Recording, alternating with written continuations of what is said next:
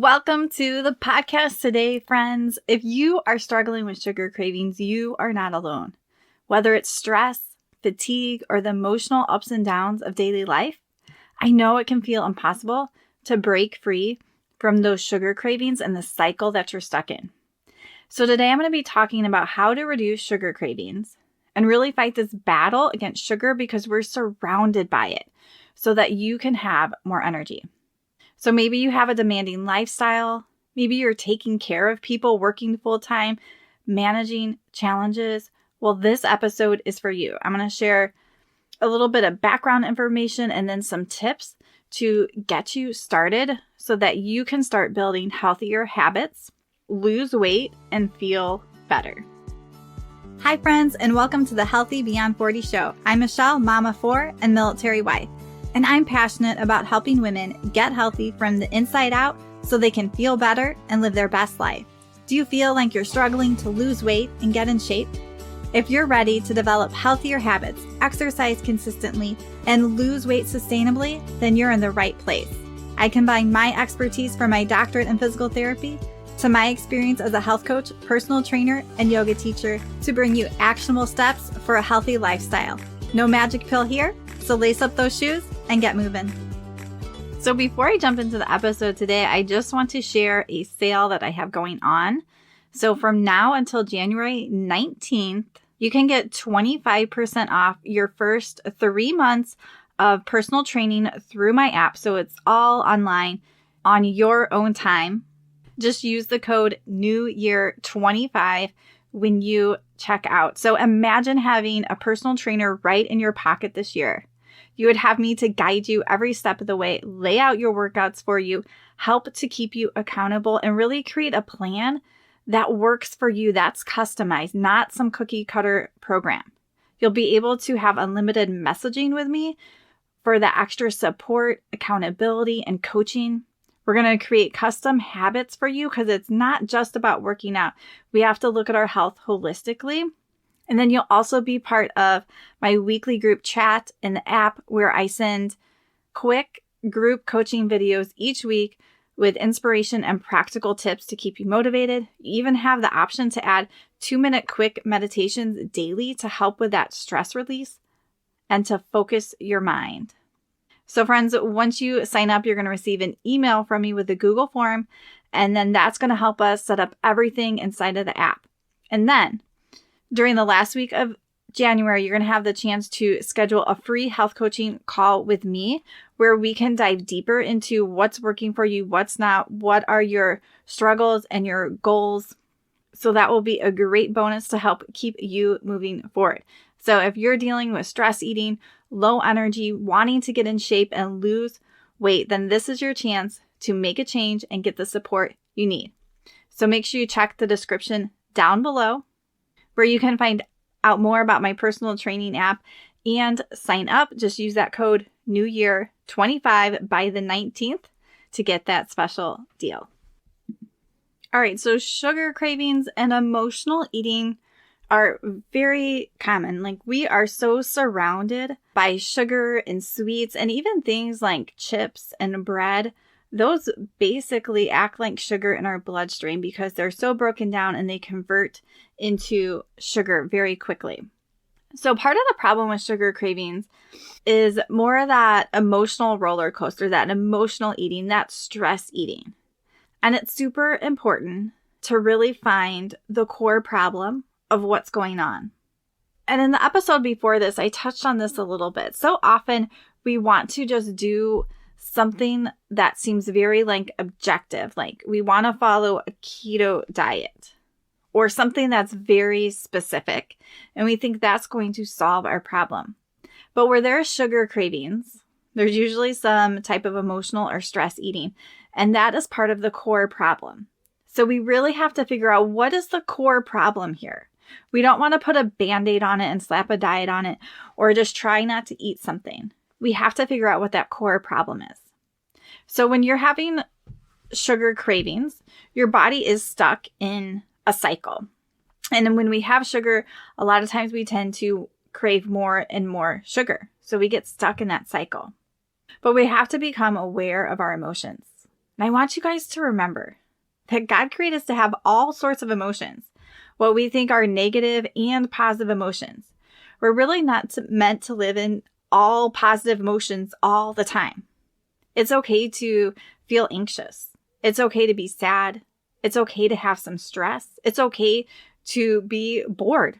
We're in this overstimulated world that sometimes it feels hard to deal with boredom. But I want you guys to know that these emotions are okay to have. They are normal to have. But what happens is we don't like how they feel in our body. We don't like how that anxious feeling makes us feel or how that sad feeling makes us feel. And we try to avoid it and get a dopamine hit by reaching for those cookies, that ice cream, that bag of chips, whatever that is, because it temporarily makes us feel better and we don't have to feel that uncomfortable feeling. But remember, these feelings just create a sensation in our body that we're running from, that is making us do things that we don't want to do. And we can start to stop this cycle. We have to become aware of it. So I encourage you to become aware of what are those emotions, those sensations in your body that you're trying to avoid when you go and reach for food. So this is typically a core problem. So this is what we need to figure out. And especially if you're stuck here, this is especially where health coaching can be very helpful to dig into this, dig deeper. And it's not like a one and done. It's not like, oh, my problem is I get anxious and then I grab for food so I can fix that. It's a process to work through it, but you can do that. And when you work on this core problem, then you're going to have a lot more freedom over the long run instead of just trying to slap some diet on for 4 to 6 weeks and then you come back to the same problem. So don't try to skirt by this problem.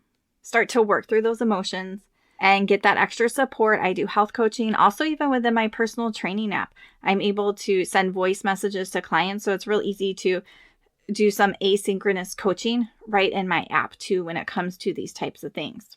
The next thing I want you to know is the impact that sugar has on your mood and energy. So a lot of times sugar, or even, the bread or the chips, the things that act like sugar in our bloodstream, give us a quick boost. We get dopamine. It spikes our blood sugar, which makes us temporarily get that energy boost. But it doesn't last. We tend to then crash. A lot of times when it spikes up high, our blood sugar, it can come down hard and fast. And we really want to have pretty stable blood sugar throughout the day. We want like some of these little like rolling hills as we're eating, but we don't want those huge spikes. And when we're getting those huge spikes, it's another topic, but that also leads to insulin resistance and all different sorts of things like that. And it affects our hormones in our body too. And we want our hormones to function as well as we can. So it comes back to this idea of really having stable blood sugar throughout the day. And so you might even notice for yourself, if you're feeling stressed and fatigued at the end of the day, that you're reaching for those quick carbs and that sugar.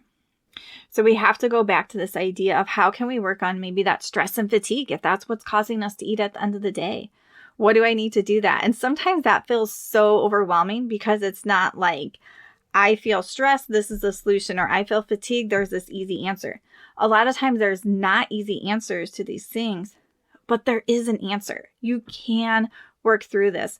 You can talk it out with someone. You can start to get in a problem-solving, solution-based mode, working on these core problems, and then you're able to problem solve and figure out what you do need. And sometimes we have to try different things.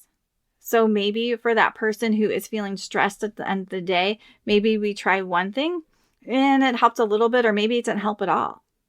But we have to stay in that mindset that I can try different things. Like, it's okay. Just because this didn't work to help relieve my stress, it doesn't mean I'm stuck. So what is something else I could try? How come that didn't work out? And we shift our brain to this problem-solving mode. Then we're able to start to find solutions and tweak things and try things till we get to where we want to be. And so often people have a hard time getting in this problem-solving mode without beating themselves up. And if we're beating ourselves up, it's really taking away from our ability to use our cognitive brain, our prefrontal cortex, to solve problems. So we have to be able to do it from a mode of like, okay, that didn't work. Now what can I do? What else can I try? Why didn't that work? Start asking yourself questions.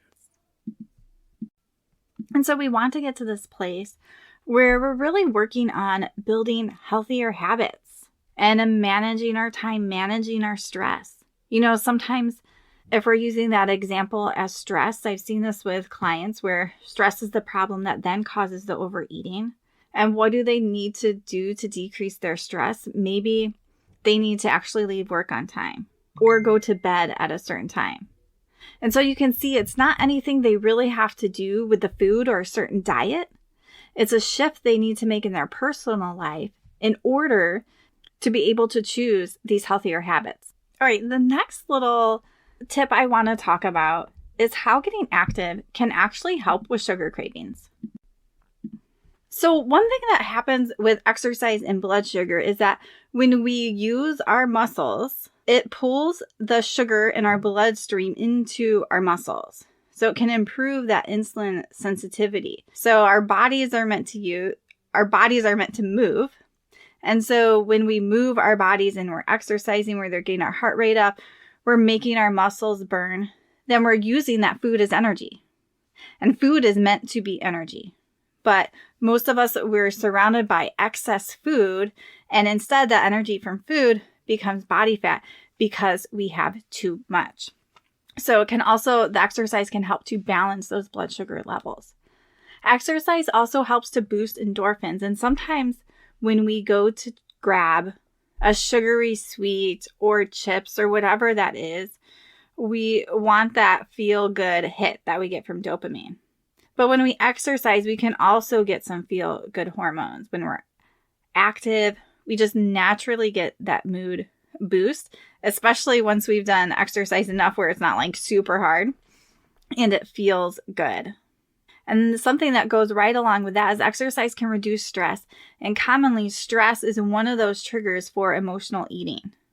So when we can start to reduce our stress and lower our cortisol, our stress hormone, then that helps us to not be so triggered that would then lead to those sugar cravings and grabbing that quick snack, that sugary food to help us to feel better. And also, especially if you're someone who deals with fatigue, sometimes when we exercise, and we exercise in a way that we're not like overdoing it, but sort of that right amount, it can actually help to improve our energy levels. So sometimes if we're feeling drained and sluggish and we do nothing, that's how we continue to feel. But sometimes if we can get some movement in without overdoing it, whether that's walking, quick strength training, or a quick yoga for strength training, those can actually help to increase our energy instead of us reaching for food to increase our energy. And I also think just as we start to exercise and move our bodies more, we just start to become more mindful and more aware of our body and our body cues. So when we're exercising and we're tuning into our body and our muscles and how they're feeling, it's the same thing that we need to apply when we go to eat. How am I feeling? Hungry, full? What does my body feel like? Or how does this emotion feel in my body? And some of those can start to overlap. So I just wanted to share that about exercise because it's something that we don't think about or we don't make the connections how exercise and being active can actually help with sugar cravings and blood sugar and energy and stress. So I want you to remember as you're listening to this, if you're struggling with sugar cravings, that you're not alone, that it's a common thing and if you're struggling with that emotional eating or stress eating or boredom eating or anxious eating, you're not alone. It's okay. And you can start with some of these small steps so that you can start to break the cycle. That this is something within your realm of control. We can't control other people and other things, but we can control us. And it can be hard to change because you're so used to doing something. It's a strong neural pathway in your brain, but you can change. So I want you to believe in yourself and that you can change and you can do something differently. And I want you to work on that sort of root cause of the problem, not a Band-Aid. All right, friends. So just a reminder, don't forget to grab your 25% off your first 3 months of personal training with me. through my app. You just use the code NEWYEAR25 when you check out. And this is for new clients only and ends January 17th. So make sure you guys check the description down below where you can go to my page to find out more about how my app works. And then also where you can sign up. So let's kickstart 2025 and get you started on the right foot.